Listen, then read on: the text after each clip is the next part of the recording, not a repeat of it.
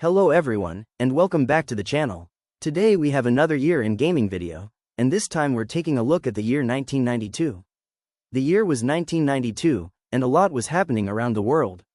In the United States, 5 Los Angeles police officers were found not guilty in the beating of Rodney King, which sparked the tragic 1992 Los Angeles riots.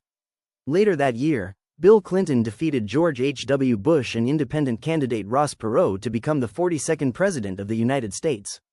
And in August, Hurricane Andrew struck South Florida and Louisiana, causing massive destruction and becoming one of the most devastating hurricanes in U.S. history. At the box office, 1992 was stacked with major hits. Audiences went to theaters to see films like Batman Returns, Aladdin, Home Alone 2, Lost in New York, Wayne's World, A Few Good Men, The Bodyguard, Basic Instinct, and Lethal Weapon 3. Television also saw some major changes. Cartoon Network launched in 1992, becoming the first cable channel dedicated entirely to cartoons. Meanwhile, several iconic TV shows premiered that year. On Fox, audiences were introduced to Batman, the animated series, and X-Men. Over on MTV, the groundbreaking show The Real World debuted, helping launch the reality TV boom. Other shows that premiered in 1992 included Martin, Mad About You, Def Comedy Jam, Melrose Place, and The Tonight Show with Jay Leno. Meanwhile, the long-running sitcom The Cosby Show aired its series finale. In music, several hit songs dominated the charts in 1992. These included End of the Road by Boyz II Men, Jeremy by Pearl Jam, I Will Always Love You by Whitney Houston, and Lithium by Nirvana. Other memorable songs included Remember the Time by Michael Jackson, Baby Got Back by Sir Mix-a-Lot, Free Your Mind by En Vogue, and Nothing Else Matters by Metallica. 1992 also saw major album releases. Mary J. Blige released her debut album What's the 411, while Dr. Dre released his iconic solo album The Chronic, which helped launch the career of Snoop Dogg. In the world of sports, the 1992 Olympic Games featured one of the greatest basketball teams ever assembled. The legendary United States men's Olympic basketball team, led by Michael Jordan, Larry Bird, and Magic Johnson, dominated the competition and won the gold medal. Meanwhile, in the NBA, the Chicago Bulls won their second straight championship, defeating the Portland Trail Blazers 4-2 in the 1992 NBA Finals. In Major League Baseball, the Toronto Blue Jays made history by becoming the first non-U.S. team to win the World Series, defeating the Atlanta Braves in the 1992 World Series. But while all of this was happening, 1992 was also another major year for the video game industry. This was year 2 of the console wars between Nintendo and Sega. Nintendo released 2 major titles from one of their biggest franchises on the Super Nintendo Entertainment System, while Sega released one of the most anticipated sequels on the Sega Genesis. Meanwhile, in arcades, Street Fighter II continued to dominate the fighting game scene. But a new challenger with a darker tone was about to step into the ring and change the genre forever. So with that said, let's take a look at the year in gaming. 1992. 1. Year 2 of the console wars. 1992 marked year 2 of the console wars between Nintendo and Sega. Nintendo had just entered the 16-bit era with the Super Nintendo Entertainment System, while Sega was continuing its momentum with the Sega Genesis. In 1992, the Super Nintendo became the top-selling console of the year.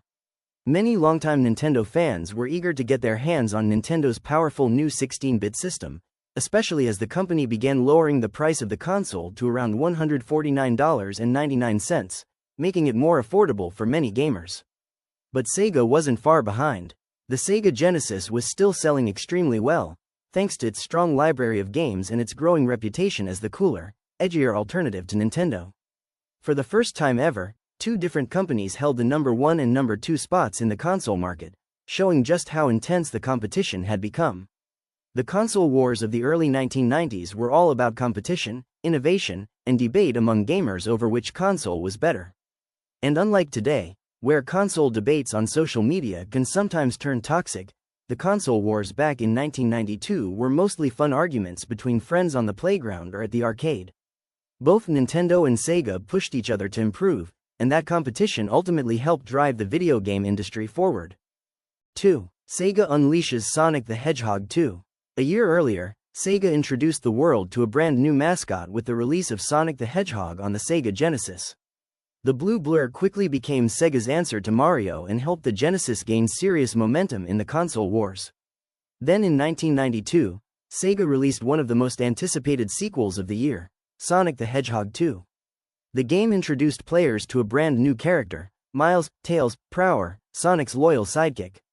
Tails is a two-tailed fox who can use his tails to fly, giving him abilities that Sonic doesn't have. In the game, Sonic and Tails once again face off against their longtime enemy, Dr. Robotnik, who is trying to take over the world using his army of machines.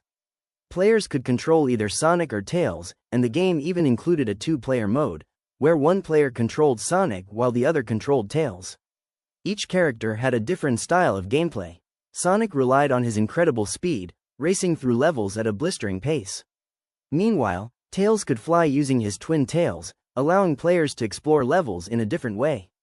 Sonic the Hedgehog 2 went on to become the best-selling game on the Sega Genesis in 1992, proving that Sega's blue mascot had truly arrived and was now one of the biggest icons in gaming. 3. Nintendo introduces Super Mario Kart. While the Super Nintendo Entertainment System was the top-selling console of 1992, Nintendo also released one of the most innovative and influential games of the year. That game was Super Mario Kart.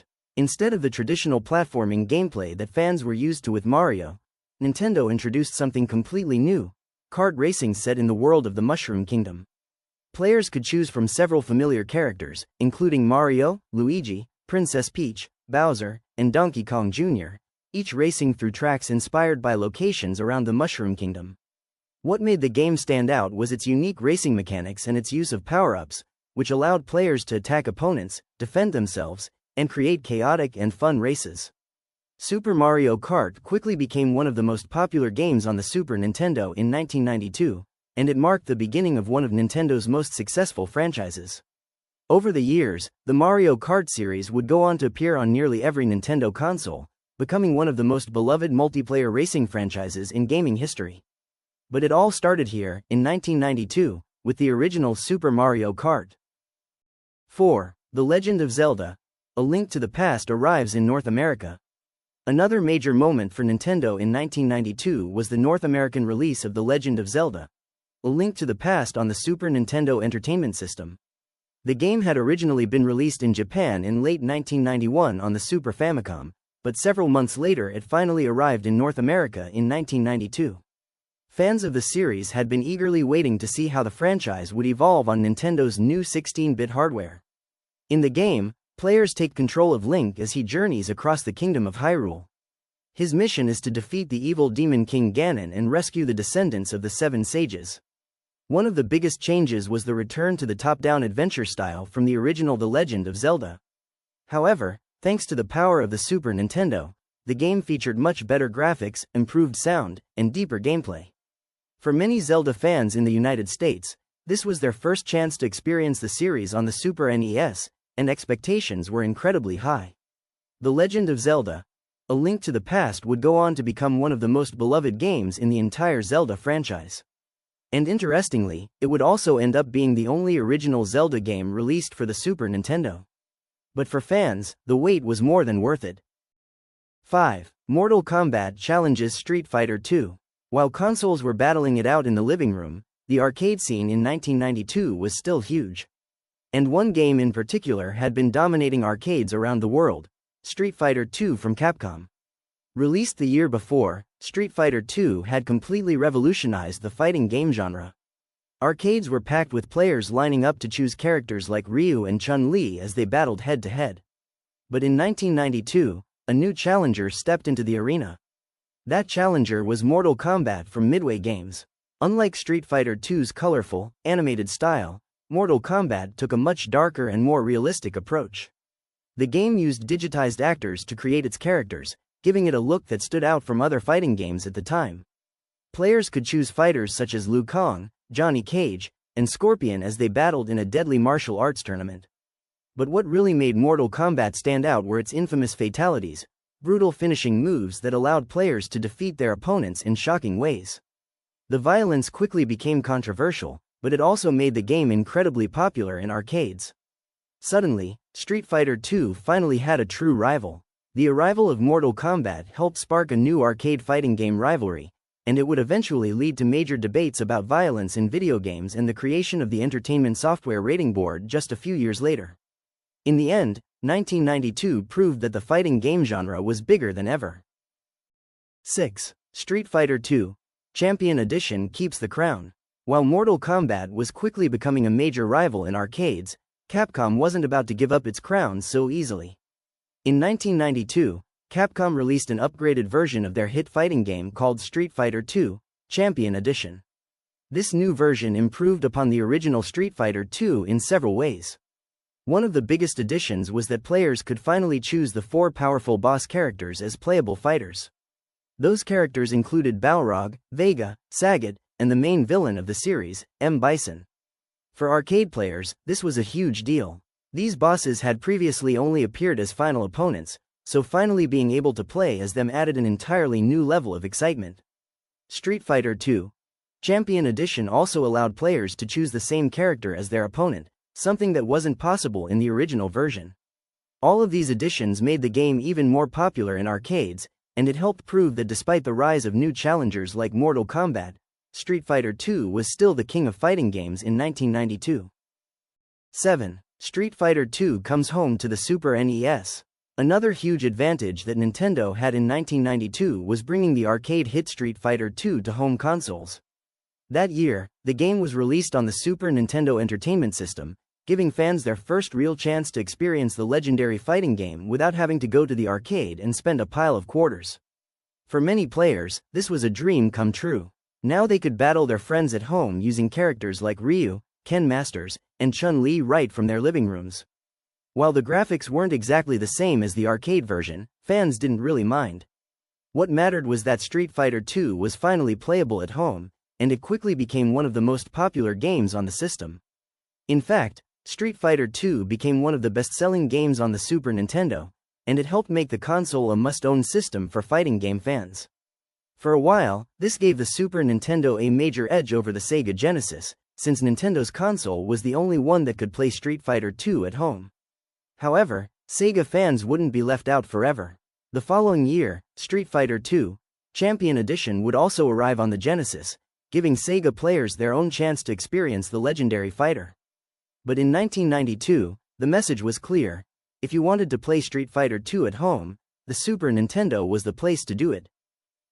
8. Sega introduces the Sega CD. By the early 1990s, CD-ROM technology was becoming the next big thing in entertainment and technology. The music industry had already begun moving away from vinyl records and cassette tapes and toward compact discs, which could store far more music with higher sound quality. Naturally, the video game industry wanted to take advantage of this new technology as well. One of the first companies to try it was NEC, which released the TurboGrafx CD add-on for the TurboGrafx-16 in 1989. A few years later, Sega followed that trend by releasing the Sega CD in 1992. The Sega CD was an add-on for the Sega Genesis, allowing players to use CD-ROM discs instead of traditional cartridges. In theory, this meant games could feature larger worlds, better soundtracks, and more advanced graphics thanks to the extra storage space.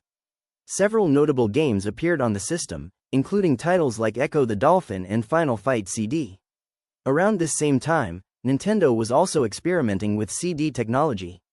The company even began negotiations with Sony to develop a CD add-on for the Super Nintendo Entertainment System, but that project was eventually cancelled before it ever reached the market.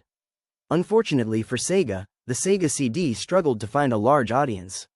One of the biggest reasons was its high price of $299.99, which made it a very expensive upgrade for Genesis owners.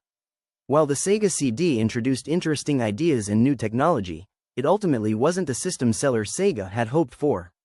However, the move toward CD technology was an important step forward. It helped pave the way for larger games, cinematic storytelling, and eventually the rise of 3D gaming, which would become a major focus for the video game industry in the years ahead. 9. Nintendo introduces Kirby. While Nintendo was dominating the home console market with the Super Nintendo Entertainment System, the company was also continuing to find massive success in the handheld market with the Game Boy. In 1992, Nintendo introduced a brand new character and franchise that would go on to become one of their most beloved series. That character was Kirby. Kirby made his debut in Kirby's Dream Land for the Game Boy. In the game, players control Kirby as he travels across 5 different areas of Dream Land, trying to recover the stolen sparkling stars and food that had been taken by the greedy ruler of Dreamland, King Dedede. Unlike many other platforming characters at the time, Kirby had a unique ability. He could inhale enemies and objects, giving the gameplay a fun and creative twist. Kirby's Dream Land quickly became one of the top-selling games on the Game Boy in 1992, helping strengthen Nintendo's dominance in the handheld market. The success of the game also marked the beginning of the Kirby franchise, which would go on to appear on many Nintendo systems in the years that followed. And for many players, this small pink hero would become one of Nintendo's most recognizable characters. 10. Lethal Enforcers takes the arcade world by storm. While Street Fighter II and Mortal Kombat were battling for dominance in the fighting game scene, another type of arcade game was starting to make waves in 1992: light gun shooters. That game was Lethal Enforcers. Played from a first-person perspective, players started armed with a standard issue .38 service revolver, but could pick up a variety of upgraded weapons as they progressed, including a .357 Magnum, semi-automatic pistol, combat shotgun, assault rifle, submachine gun, or even a grenade launcher. The game quickly became a hit in arcades, thanks to its intense action and realistic graphics. But its realistic depiction of firearms also sparked controversy, catching the attention of lawmakers. In 1993, U.S. Senate hearings on video game violence, led by Senators Joe Lieberman and Herb Kohl, used games like Lethal Enforcers as examples of why regulation might be necessary. This ultimately helped lead to the creation of the Entertainment Software Rating Board, ESRB, which still rates games today. Despite the controversy, Lethal Enforcers helped pave the way for light gun games and showed that the arcade scene could still innovate beyond fighting games and platformers. 11. Wolfenstein 3D popularizes the FPS genre. While arcades and consoles were dominating the gaming world in 1992, something groundbreaking was happening on the PC. That game was Wolfenstein 3D. Unlike traditional side-scrolling or top-down games, Wolfenstein 3D put players directly in the action with a first-person perspective. Players could see the world through the eyes of their character as they explored the corridors of a Nazi stronghold, fighting enemies along the way. This gave gamers a completely new immersive experience, one that felt far more intense and personal than anything before it. The gameplay was faster, more strategic, and pushed the boundaries of what PC games could do at the time. The success of Wolfenstein 3D not only made it a top seller on PC, but it also laid the foundation for the modern first-person shooter, FPS, genre, inspiring countless games that followed. In short, 1992 wasn't just a big year for consoles and arcades. It was also the year the FPS genre was born.